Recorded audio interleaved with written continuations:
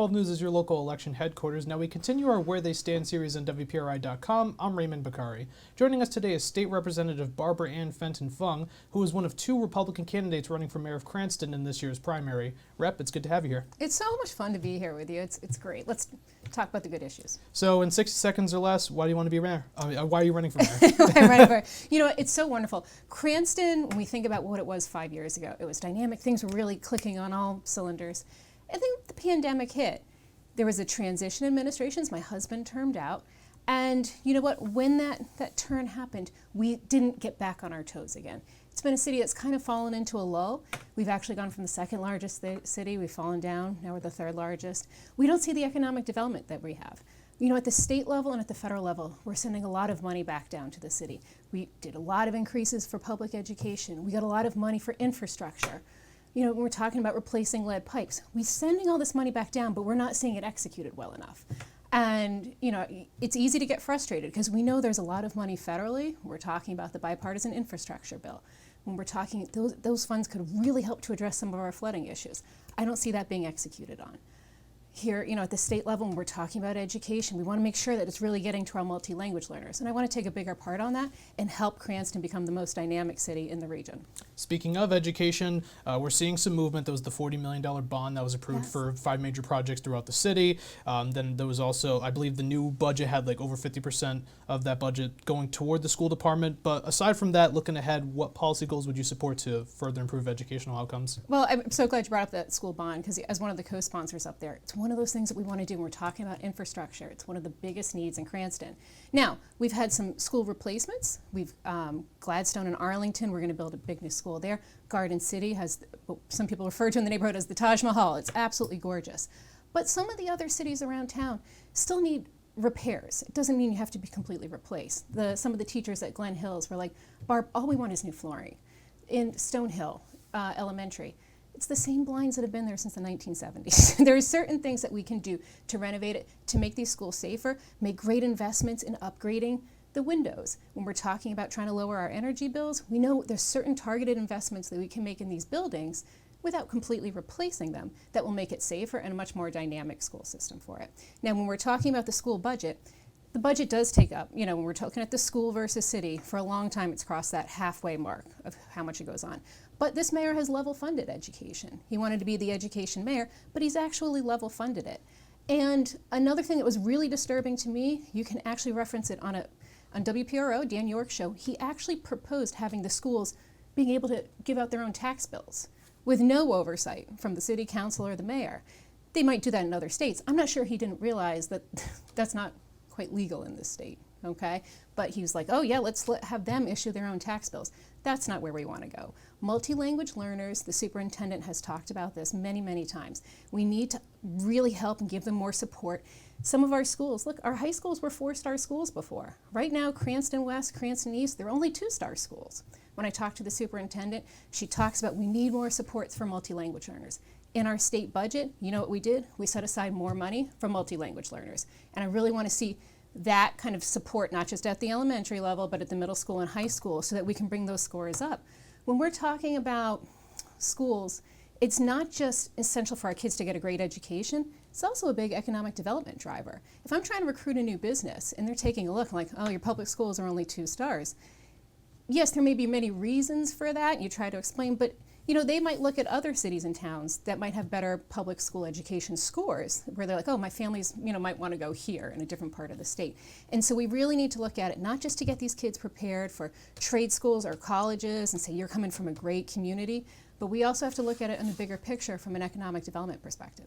And speaking of a topic you talked about in that very first question, infrastructure, I want to talk about specifically the floodwater infrastructure, because there's been some gnarly floods. We had one in late June where there was heavy rainfall, and where Oak Lawn and Wilbur Avenue met, there was that flood that happened. And then last year, Reservoir Avenue had a really bad one. So how are you going to upgrade infrastructure in that regard as mayor? It's so funny because everybody from every TV station, all of your first-year reporters, they send like the new guy out to cover the flooding right underneath the Wilbur Ave Bridge. All right, that's everybody's initiation in hazing, I think, in the reporting world. There are certain areas that we've never seen this intensity when we were talking about storms, but that infrastructure is decades old. We're talking about built in the 50s and 60s. Those pipes aren't built for this type of drainage, and we don't have the right system set up. When my husband and we traveled to Hong Kong, was it 2016, 2017, you think we'd be going to all the arts and cultural places. We actually spent a lot of time with their minister who deals just with infrastructure and flooding. Hong Kong deals with a lot of really, really tight spots, and they have to do a lot of flood mitigation. Some of those techniques that we learned over there and that certain people who were very friendly with in engineering, we could bring some of that to try to ameliorate the issues underneath the Wilbur Ave Bridge. Take a look at Oaklawn. Something was just in the news this week, Park Avenue, okay? It's been continuously ripped up all year long. And we've got to make sure that when we're ripping up the roads, all right, are we also timing this with replacing the lead pipes? Are we really working on drain infrastructure? We have to do a lot of coordination with the state, make sure we're all getting a good timing. There are, I would say, 4 or 5 problem areas where the major flooding that makes the news happens, but we're also seeing it in areas that have never had flooding before. Up in Garden Hills, FEMA had to come and help out. I was with some of my residents in the neighborhood, 80 years old. A flood happened in a road that just wouldn't, the pipe broke. All of a sudden, they're flooded out. 80-year-old couple didn't have a furnace working in the middle of January. Okay, these are big issues that we have to always tackle, and we have to think, all right, where is this aging infrastructure? What can we do to replace it ahead of time? And look at it in more of a strategic standpoint. You don't just do one street here. You look at maybe a sector of the community and tackle it because water just flows in. This is just a gravity problem sometimes, and we have to really work on rebuilding the drains and taking a look at how they flow properly. Sticking with water, I'd be remiss if we didn't talk about the Budlong Pool renovation. That's been a big story in Cranston for a couple of years now. Yeah. It's now expected to be done, though, by May 2025, based on the latest update we got at a city council meeting not too long ago. So the reason why I'm going to ask this question is because at one point it was supposed to be done in 2024. Correct. So if elected, what will you do to ensure that it's done on time? It was supposed to be done in 2023 and then 2024, 25. Budlong Pool fiasco never had to be. It was never broken to begin with. The only reason it was closed in 2020 was it was during the pandemic, and Governor Raimondo had said that if you were going to open a community pool, all the kids had to be 6 feet apart from each other, which anybody knows that's impossible. Yeah. But the new administration did not maintain the pool, and then we see it fall into complete disrepair. Nobody's cannonballing into the deep end. Nobody's jumping off on the sides and the slide. I take a look at it. It's such a failure of leadership. Now, the current proposal is not the normal Budlong Pool that we know and love. The normal Budlong Pool is enormous. It's going to be only 1/3 the size. And I think we really missed a strategic opportunity with the Hopkins administration had a $42 million golden parachute with the COVID funds. And we should have at least had a community conversation about enclosing it and making it more of a year-round pool, just like McDermott Pool in Warwick, because that would have added a lot of value to the kids in Cranston. And they would have had, could we have worked with the school department? Could we work with local swim teams? When you're thinking about when you have this once in a lifetime real investment in one-time money, what could we have done to make things better? I see not just the Budlong Pool, but then we're talking about the ice rink too. The bubble fell down in 2021, was never replaced, so we're down to 1 sheet of ice. The current ice rink is in complete disrepair as well. So these are things that we should have addressed with one-time money that we didn't.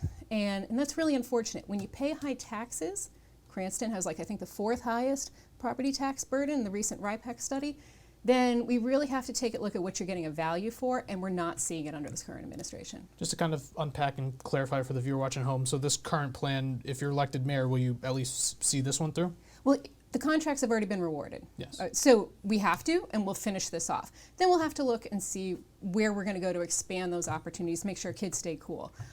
Whether that's splash pads or taking a look at other different water recreation areas in the city, that'll be a discussion we'll have to take. But unfortunately, most of those COVID funds won't be available, and so we're going to have to be much more strategic going forward. Another big topic of discussion during this election cycle has been Costco, what's happening with it. There's been buzz about that for years too, alongside what's happening with Budlong. This is a bit of a two-parter since you're a state rep in Cranston, so maybe may have some insight. Do you know any update on what's happening with Costco, and if elected, how are you going to finally get that store to come?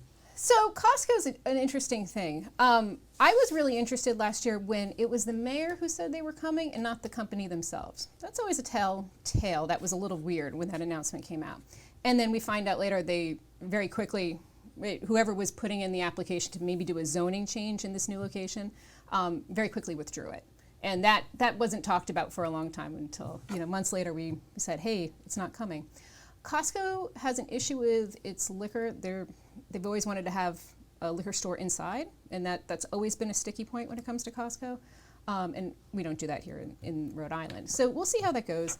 In a complete Rhode Island moment, the girl I actually she was my college roommate, she actually married into the Costco family. So I think one of my first calls after being elected would be like, hey, what are we doing here? But Costco isn't an economic development plan, okay? You can't base like, oh, we just want Costco. We need to sit there and think, what are we gonna do for the next 5 and 10 years to not only make Cranston grow and have a bigger corporate base so we take some pressure off our property taxes, but say, all right, what does the state need? We need a lot of investments in healthcare. We can work with the private sector, we can work with the state's biomed initiatives, and try to do some renovation.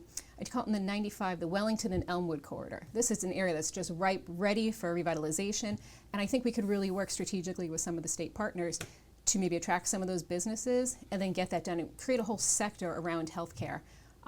And maybe that would help bring some more better paying jobs to the city. We know that we have a brain drain in Rhode Island, and we really want to make sure that your grandchildren will be able to have great jobs here, your children, and that way we can keep families together. So I think it's important to look at economic development much more holistically than it is now. But you'll still go for having the Costco come to Cranston? Costco would be a wonderful plus, absolutely.